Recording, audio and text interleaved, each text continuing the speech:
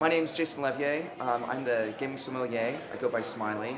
We're here in Manitou Springs, the Pikes Gamers Convention. I've been playing games really all my life, but over the last 10, 12 years, I've been into Explosion Euro style board games. There's a collection of over 800 games. I've probably played 80 or 90% of them.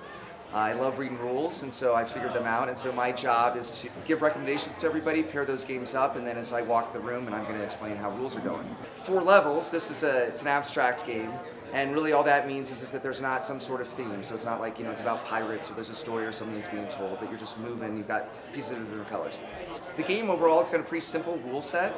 I actually find that from a game designer perspective, that's a real challenge, in order to make something that's interesting.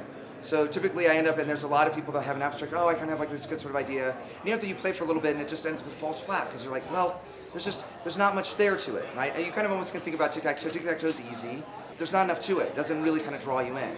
And so with this one, I really like it, because there's a bunch of things that are kind of in it. So somebody that likes chess, they would really enjoy it, or even sort of on a checkers kind of level. You've got just 3 different types of pieces that are here, and you always know what piece you're playing next.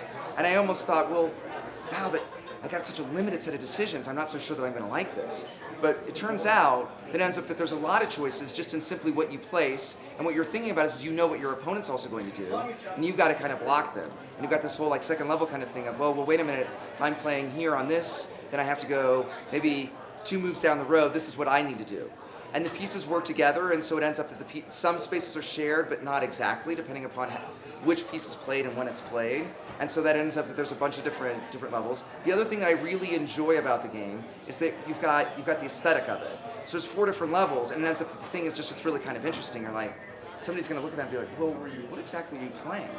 And so that's a real challenge also for an abstract game, because the pieces are pretty basic often. It's kind of, how do you make it so that it still can kind of draw you in?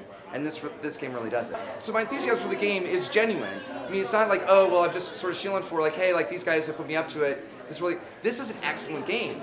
There's a lot of games that are out there, and it's like, oh, they're pretty good. It's a pretty decent game. This is really legitimately it's an excellent game. It brings something in that abstract thing. There's a handful of them that are really, really good, and that's in that top tier of abstract games.